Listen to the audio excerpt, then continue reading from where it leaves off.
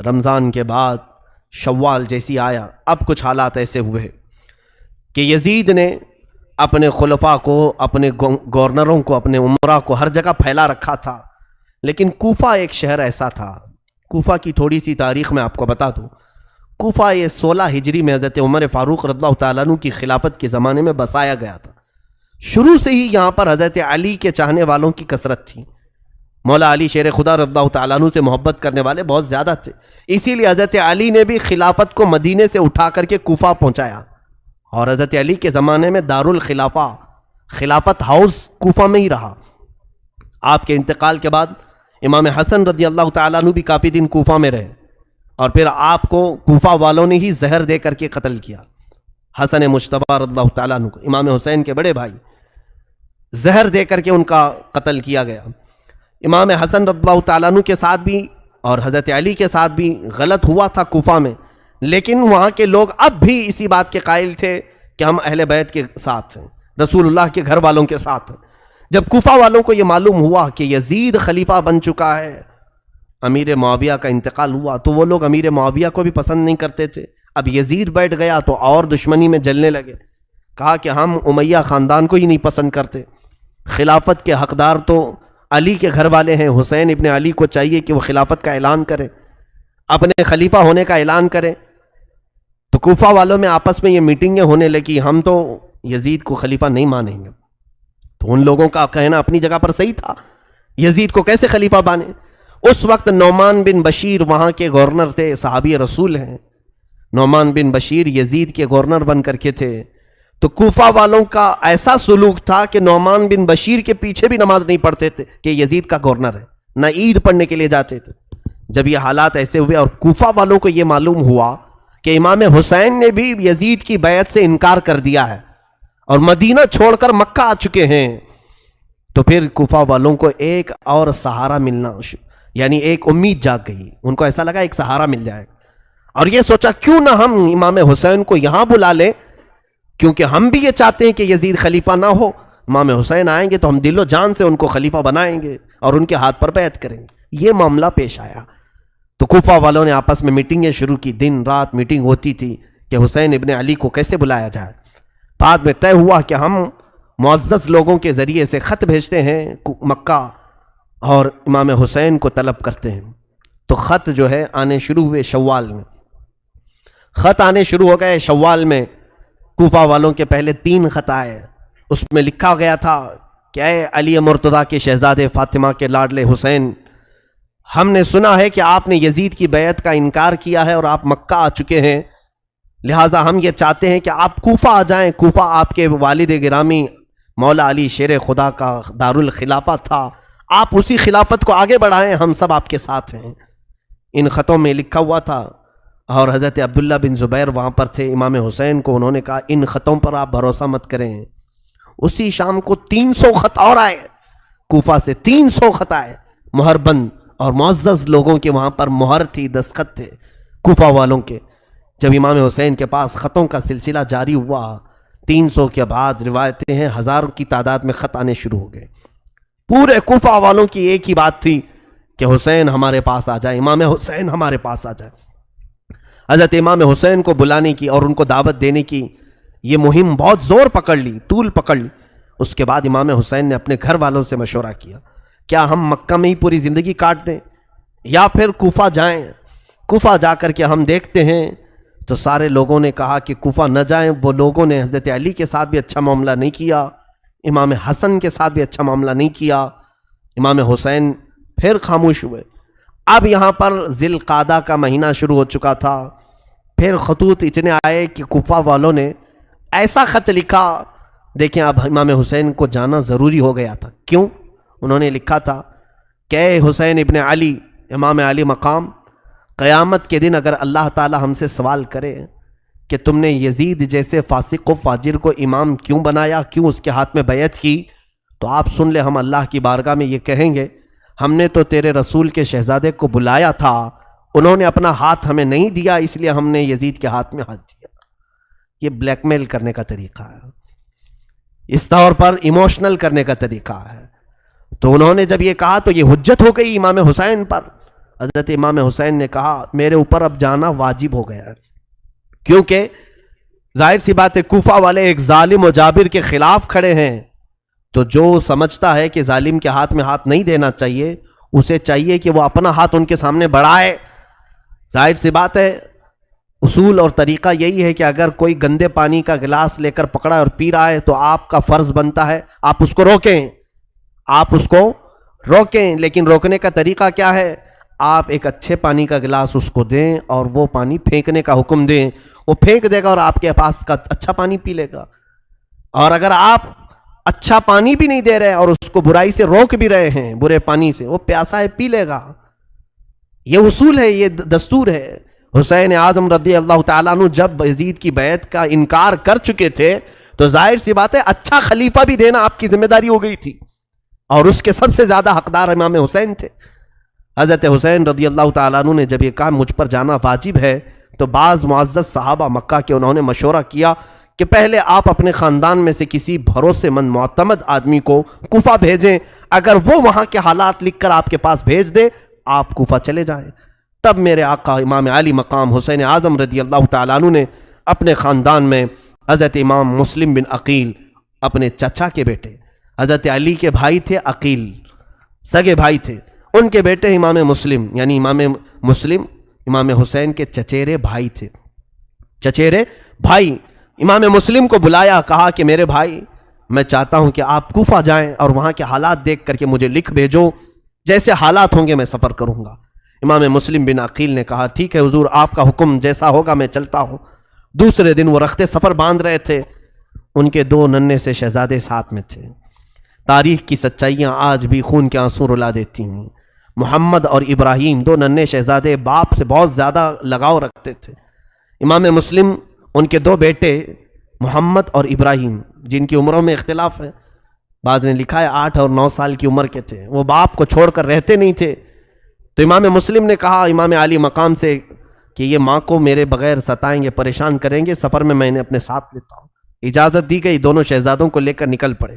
امام مسلم بن عقیل سفر کر کے جب کوفہ کی طرف آئے، کوفہ جیسے آپ داخل ہوئے، کوفہ والے آپ کے استقبال کے لیے پورے راستے سجا چکے تھے، نعروں کی گونج میں آپ کو لایا گیا، جگہ جگہ آپ کے استقبال، ہر گھر میں دعوت، اور ہر گھر والا آپ کے لیے پلکیں بچھائے کھڑا تھا۔ امام مسلم بن عقیل جب کوفہ میں داخل ہوئے، لوگوں کی اور یہ جوش عقیدت، یہ محبت دیکھا آپ نے، اور اس کے بعد سارے لوگوں کو بلا کر کے کہا میں حسین ابن علی کا وکیل بن کر کے آیا ہوں، لہٰذا تم امام حسین کی بیعت چاہتے ہو، میرے ہاتھ پر بیعت کر لو، میں حسین ابن علی کی بیعت تم سے لینے آیا ہوں، وکیل بن کر ان کی بیعت لینے آیا ہوں۔ تو اس وقت کوفی لوگوں میں سے 12,000 لوگوں نے آپ کے ہاتھ پر بیعت کی، 12,000 لوگ بیعت کیے۔ یہ محبان اہل بیت کہلائے۔ حضور صلی اللہ علیہ وسلم کے گھر والوں سے محبت کا انہوں نے ایک عملی نمونہ پیش کیا۔ حضرت امام مسلم بن عقیل نے دیکھا حالات بہت اچھے ہیں، حتیٰ کہ وہاں کے گورنر جو نعمان بن بشیر تھے، انہوں نے بھی حضرت امام مسلم بن عقیل کے ساتھ کوئی غلط معاملہ نہیں کیا، کوئی برا برتاؤ نہیں کیا، کیونکہ وہ صحابی رسول تھے۔ اگرچہ یزید نے ان کو گورنر بنایا تھا، لیکن انہیں معلوم تھا کہ رسول اللہ کے گھر والے ہیں۔ انہوں نے حضرت امام مسلم بن عقیل کو بلا کر کے کہا اے امام مسلم بن عقیل، یزید کو اگر یہ حالات کی خبر ہوگی تو وہ سختی کرے گا، وہ اپنی فوج کے ذریعے سے ظلم کر سکتا ہے، لہٰذا آپ مصلحت کا کوئی راستہ دیکھیں۔ تو اس دربار میں ایک شخص بیٹھا تھا جو یزید کا ہم نوا تھا، یزید کا خبری تھا، جاسوس تھا۔ اس نے نعمان بن بشیر کے خلاف یزید کو خط لکھا، کہا تمہارا گورنر نااہل ہے، یہاں حسین کی طرف سے وکیل بن کر کے مسلم بن عقیل آئے ہیں، پورے کوفہ کا ماحول تمہارے خلاف گرم ہو چکا ہے، سارے لوگوں نے حسین کی بیعت کر لی۔ یہ خط یزید کے ہاں پہنچا۔ ادھر امام مسلم بن عقیل نے حالات دیکھے، بہت اچھے تھے، گھر گھر میں اہل بیت کے چرچے تھے۔ امام مسلم بن عقیل نے اسی دن خط لکھا مکہ اور روانہ کر دیا۔ خط لکھ کر کے ایک قاصد کو بھیجا، اے حسین ابن علی شہزادہ رسول، آپ تشریف لائیں، کوفہ کی سرزمین بالکل سازگار ہے، ماحول بہت اچھا ہے، آپ کے چاہنے والوں کی تعداد بہت زیادہ ہے، یہاں ہر گھر میں آپ کا عاشق ہے، آپ کا انتظار کر رہے ہیں۔ یہ خط لکھا اور مکہ کو روانہ کر دیا۔ دوسرے ہی دن ادھر یزید نے اپنی میٹنگ بلائی اور کہا کوفہ کا ماحول ہمارے خلاف ہو چکا ہے، کوفہ میں حسین کی بیعت چل رہی ہے، کوفہ میں مسلم بن عقیل آ کر کے حسین کا وکیل بن کر کے بیعت لے رہا ہے۔ اس خبر کے بعد اس نے پوچھا کہ کیا کرنا چاہیے؟ وہاں بیٹھے ہوئے لوگوں نے مشورہ دے کر کے کہا وہاں کے گورنر نعمان بن بشیر کو ہٹاؤ اور کسی سخت قسم کے گورنر کو نافذ کرو۔ تو لوگوں نے مشورتاً کئی نام پیش کیے، اس میں ایک نام آیا عبید اللہ بن زیاد کا، جس کو ابن زیاد کہہ رہے ہیں۔ یہ بصرہ کا گورنر تھا۔ اس کے متعلق لوگوں کا خیال یہ تھا کہ اتنا سخت دل تھا، یہ کسی کی رعایت نہیں کرتا تھا، اور ایک طوائف کا بیٹا تھا۔ یہ اور بات ہے کہ اسلام لایا، بعد میں اسلام میں آیا، لیکن دل کی سختی ویسی تھی۔ ایک بات یاد رکھے، میں نے کافی دن قبل یہ بات عرض کی تھی، حلالی اور حرامی ہونے کا ثبوت اسی سے ملتا ہے، جو بزرگوں کے متعلق ادب کا لہجہ رکھتا ہے اس کے حلال ہونے کا ثبوت ہے، اور جو بزرگوں کے خلاف بکتا ہے یا بے ادبی کا اظہار کرتا ہے اس کے نطفے میں شک ہوتا ہے، وہ صحیح طریقے سے دنیا میں نہیں آیا ہے۔ بہرحال عبید اللہ بن زیاد سخت قسم کا گورنر تھا۔ یزید نے اسے پیغام بھیجا کہ تو بصرہ چھوڑ اور کوفہ کی گورنری لے، نعمان بن بشیر کو معزول کر اور تو وہاں کی گورنری کو سنبھال، اور مسلم بن عقیل کے ہاتھ میں جتنوں نے بیعت کیا اس ماحول کو پورا بدل ڈال، میری بیعت لے لے سب کے ساتھ۔ تو یہ عبید اللہ بن زیاد کو حالات معلوم ہو گئے کوفہ کے، یہ اپنے ساتھ 20-25 لوگوں کو لے کر بصرہ سے نکل کر کوفہ آیا۔ مغرب اور عشاء کا وقت تھا، بیچ کے رات کے وقت مدینے سے آنے والا جو راستہ تھا، مکہ سے آنے والا جو راستہ تھا، اس راستے سے یہ کوفہ میں داخل ہوا۔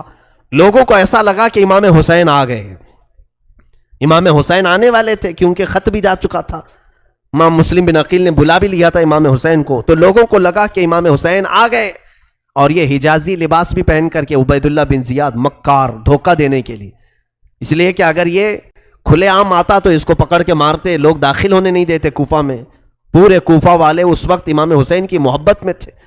تو یہ اس طرح جھوٹ کے راستے سے داخل ہوا اور سیدھے گورنر ہاؤس میں داخل ہوا۔ اندر جا کر کے لوگوں کی بھیڑ تھی، یہ چہرے پر نقاب ڈالے ہوئے چلا جا رہا تھا، اونٹ پر بیٹھا تھا، لوگ نعرے لگا رہے تھے امام حسین ابن علی کے، لیکن یہ مردود کسی کو جواب نہیں دیتا تھا۔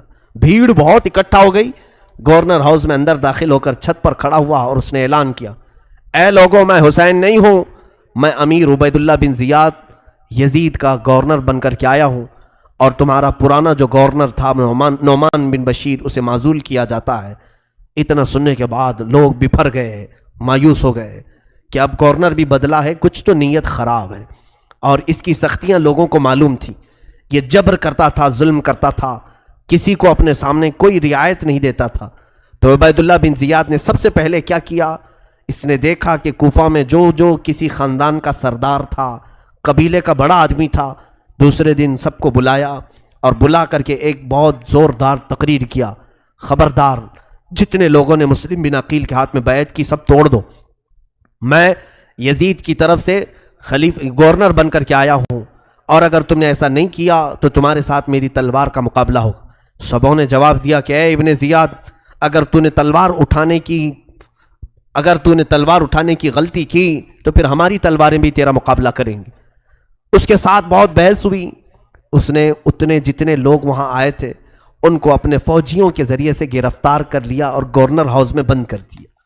حضرت مسلم بن عقیل رضی اللہ تعالیٰ عنہ، مختار بن عبید ان کے گھر میں قیام پذیر تھے، اور ان کے بعد پھر حضرت ہانی بن عروہ ایک صحابی تھے، ان کے گھر میں آپ قیام کر رہے تھے۔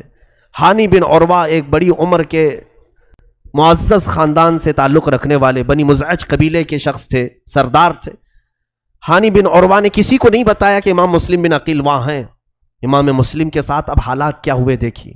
دوسرے دن امام مسلم بن عقیل نے پورے کوفہ والوں کو آواز دی، کہا کہ اے کوفہ والوں، چلو اور گورنر ہاؤس کا گھیراؤ کرتے ہیں۔ اس وقت آپ کی آواز پر 30,000 لوگ جمع ہوئے، اور عبید اللہ بن زیاد گورنر ہاؤس میں ہے، پورا گورنر ہاؤس گھیراؤ کیا۔ امام مسلم بن عقیل اگر صرف ایک اعلان کرتے تو اینٹ سے اینٹ بجا دیتے، اسی دن اس کا خاتمہ ہوتا، لیکن یہ اہل بیت کا گھرانہ ہے، خون پسند نہیں کرتے، اور خاص طور پر مسلمانوں میں کیسے پسند کریں۔ امام مسلم بن عقیل نے سوچا کہ بات چیت سے معاملہ حل کروں۔ عبید اللہ بن زیاد کو پکارا اور کہا کہ اگر تو کوفہ والوں کے ساتھ سختی کرے گا تو ہم تیرے ساتھ سختی کریں گے۔ اس نے ماحول کو گرم دیکھ کر کے کیا کیا، جتنے وہ سرداروں کو نظر بند کر کے رکھا تھا ان کو گورنر ہاؤس میں پھر سے طلب کیا اور کہا جتنے تمہارے خاندان والے گھروں والے یہ آئے ہیں مسلم بن عقیل کے ساتھ، چھت پر چڑھ کر کے انہیں اعلان کر دو کہ سب مسلم کی سے الگ ہو جائیں، نہیں تو پھر تمہارے خاندانوں کو بھی میں تباہ کر دوں گا اور تمہاری گردنوں کو بھی صحیح نہیں چھوڑوں گا۔ ان پر یہ بات اثر کر گئی، وہ سب کھڑے ہوئے، ان کے خاندانوں والے بہت سارے تھے مسلم بن عقیل کے ساتھ، تو سبوں نے چھت پر کھڑے ہو کر کے کہا کہ اے لوگوں، اگر ہماری جان کی امان چاہتے ہو تو چھوڑ کے ہٹ جاؤ، امام مسلم بن عقیل کے سے ہٹ جاؤ، یہ عبید اللہ بن زیاد اور یزید بہت سخت ہیں، تمہیں بھی مار ڈالیں گے، ہمیں بھی مار ڈالیں گے۔ ان لوگوں کو جب چھت پر چڑھے ہوئے دیکھا تو سب کی نیتیں بدل گئیں، ارادے بدل گئے، سب منتشر ہو گئے، یہاں تک کہ روایت میں امام مسلم بن عقیل اس دن شام میں جب مغرب کی نماز اور عشاء کی نماز کوفہ کی جامع مسجد میں پڑھانے کے لیے تھے تو تقریباً 12,000 لوگ آپ کے پیچھے نماز پڑھ رہے تھے، 12,000 لوگ نماز پڑھ رہے تھے۔ پھر فجر میں جب آپ وہاں نماز کے لیے تھے تو سوائے آپ کے 2 چھوٹے بچوں کے کوئی نہیں تھا صف میں، پوری صفوں میں کوئی نہیں تھا۔ کوفہ والے اچانک تبدیل ہو گئے، اسی لیے آج تک کوفہ کا نام اتنا بدنام ہے کہ دھوکہ دینے والے کو کوفی کہا جاتا ہے، غدار آدمی کو کوفی کہا جاتا ہے۔ کوفہ والوں نے رسول اللہ کے گھر والوں کو اچانک چھوڑ دیا بیچ راستے میں۔ امام مسلم بن عقیل نے کہا ہائے محرومی اس حالت میں ان لوگوں نے لایا، وہ کہاں ہیں وہ نعرے، وہ کہاں ہیں وہ خطوط جو لکھے جا رہے تھے۔ امام مسلم بن عقیل نے حالات کا مشاہدہ کیا اور ہانی بن عروہ کے گھر میں نظر بند ہو گئے۔ اب عبید اللہ بن زیاد نے تلاش جاری کروا دی کہ ڈھونڈ کر کے لاؤ کہ مسلم بن عقیل ہے کہاں، کسی کو نہیں مل رہے تھے۔ ایک جاسوس معقل نام کا غلام تھا، شامی غلام، اس کو کچھ پیسے دے کر کے اس نے جاسوسی کے ساتھ ڈھونڈنا شروع کیا۔ اس نے ایک معزز شخص کو پکڑا اور کہا کہ میں اہل بیت کا سچا عاشق ہوں، سنا ہے امام مسلم بن عقیل کوفہ میں ہیں، میں ان کو کچھ ہدیہ دینے کے لیے آیا ہوں، میں مدینے سے آیا ہوں۔ تو انہوں نے خیر خواہ سمجھا اور وہ لے جا کر کے ہانی بن عروہ کے گھر اسے پہنچایا۔ وہ معقل نام کا غلام ہانی بن عروہ کے گھر گیا۔ حضرت ہانی بن عروہ نے پوچھا کہ کیوں آئے ہو؟ وہ روتے دھوتے کہنے لگا سنا امام مسلم بن عقیل بڑی تکلیفوں میں آ گئے، میں اہل بیت کا بڑا عاشق ہوں، میں ان کو کچھ نذرانے دینے آیا ہوں، کچھ سنے کے سکے اشرفیاں لے کر کے آیا تھا۔ ہانی بن عروہ نے اس کو بھی محب اہل بیت سمجھ کر اندر لے گئے، خاص کمرے میں امام مسلم بن عقیل سے ملاقات کروائی۔ علم نہیں ہوگا کون بتائے گا، لیکن جب وہاں پہنچے سلام کیا تو اس نے جواب نہیں دیا۔ ہانی بن عروہ کو سیدھے اس نے چلانا شروع کیا جبکہ وہ صحابی تھے۔ ہانی بن عروہ، کیا تجھے معلوم نہیں کہ تو امیر المومنین کے خلاف بغاوت چھیڑ رکھا ہے؟ تو اپنے گھر میں ایک باغی شخص کو پناہ دے رکھا ہے اور وہاں پر میٹنگیں کرتا ہے، لوگوں کو اکٹھا کرتا ہے، ہمارے خلاف لڑنے کے لیے طاقت جمع کر رہا ہے۔ وہ بکتا گیا۔ ہانی بن عروہ نے کہا نہیں، میں ایسی کوئی سازش میں شریک نہیں ہوں، ہاں البتہ بن عقیل وہ رسول اللہ کے گھر والوں میں سے ہیں، اگر وہ مہمان بن کر میرے گھر میں آئے ہیں تو میں انہیں مہمان ٹھہراؤں گا اور میں ان کی خدمت کروں گا۔ اس نے کہا ہانی تم مسلم بن عقیل کو ہمارے حوالے کر دو، ہمارے حوالے کر دو۔ ہانی بن عروہ نے کہا میری پوری زندگی ختم ہو جائے مگر میں اپنے ہاتھوں سے امام مسلم کو تیرے حوالے نہیں کروں گا، تیرے حوالے نہیں کروں گا۔ امام مسلم بن عقیل کو حوالے کرنے سے انہوں نے انکار کیا تو عبید اللہ بن زیاد نے کہا ہانی تمہیں معلوم نہیں میرے تلوار کی سختیاں؟ ہانی بن عروہ نے کہا اگر تیرے تلوار کی سختیاں ہیں تو میرے گھر کے افراد بھی تیری اینٹ سے اینٹ بجا دیں گے، میرا قبیلہ بہت بڑا ہے، ہمارے خاندان کے لوگ یہاں پر سب حاضر ہو جائیں گے۔ اس نے ہانی بن عروہ کو نظر بند کر دیا، قید کر لیا اپنے اندر۔ ان کے چہرے پر چھڑی سے اتنا مارا گیا تھا کہ زخمی ہو چکے تھے، پورے لہو لہان ہو گئے تھے، ان کی عمر تقریباً 80 سال کی تھی، اتنا زخمی کر کے انہیں نظر بند کر دیا۔ دوسرے دن کوفہ میں یہ بات مشہور ہو گئی کہ ہانی بن عروہ کو قتل کر دیا گیا ہے۔ ان کا جو بڑا خاندان تھا وہ سب جمع ہو گئے، گورنر ہاؤس پر آ کر کے انہوں نے حملہ کیا، کہا ہانی بن عروہ ہمیں چاہیے۔ عبید اللہ بن زیاد نے پھر مکاری کی، قاضی شریح جو اس وقت کے مشہور قاضی تھے ان کو بلایا اور کہا کہ ان لوگوں کو گواہی دو۔ قاضی کی گواہی سارے لوگ مانتے تھے، قاضی کہہ دے چاند ہے تو چاند ہے، قاضی کہے عید ہے تو عید ہے۔ کہا کہ تم سب کو کہہ دو کہ ہانی بن عروہ زندہ ہیں اور قتل نہیں ہوا ہے، ان لوگوں کو منتشر کر دو۔ قاضی شریح حضرت ہانی بن عروہ کو دیکھنے کے لیے آئے، ان کی حالت بہت گمبھیر تھی۔ وہ آ کر کے باہر قاضی شریح نے اعلان کیا، ان کے دل میں نہیں تھا لیکن عبید اللہ بن زیاد کی سختیاں ایسی تھی کہ ان کے خاندان والوں سے کہا کہ ہانی بن عروہ محفوظ ہیں، قتل نہیں ہوئے۔ قاضی کی گواہی سن کر کے سب منتشر ہو گئے، چلے گئے۔ کسی مصلحت کی بنا پر عبید اللہ بن زیاد نے ان کو گورنر ہاؤس میں رکھا ہے، یہ دھوکہ دیا گیا۔ اب ہوا یہ، امام مسلم بن عقیل کو جب خبر ہوئی کہ ہانی بن عروہ کو اس نے گرفتار کیا ہے اور حالات بہت خراب ہوتے جا رہے ہیں، دوسرے ہی دن اس نے اپنے مکر کو ایسا کیا کہ وہ قبیلہ بنی مزعج کے لوگ سب منتشر ہوئے، تو تقریباً کوفہ کے بڑے خاندانوں کے بڑے 12 لوگوں کی گردنیں کاٹ کر ان کے گھروں کے پاس پھینک دیا۔ پورا کوفہ سہم گیا، ڈر گیا، بڑے بڑے لوگوں کی گردنیں پڑی ہوئی ہیں نالیوں میں، گٹروں میں۔ خوف کا ماحول قائم کیا، یہ ڈر کا ماحول قائم کیا، سب گھروں میں دبک گئے، گھروں کے دروازے بند تھے، مارکیٹ بند تھی، چکے تھے، بند کر دیتے کہیں یہ ہمارے گھر میں آئے تو آفت نہ آ جائے، ابن زیاد کی سختیاں ہمارے ساتھ نہ آ جائیں۔ میرے عزیزو، دنیا اتنی تیزی سے بدلتی ہے، بولا نہیں جا سکتا۔ مطلب کے لوگ ہوتے ہیں، منہ پر تعریف کرنے والوں پر کبھی یقین نہ کرنا کہ یہ تمہاری موت تک ساتھ رہنے والے ہیں۔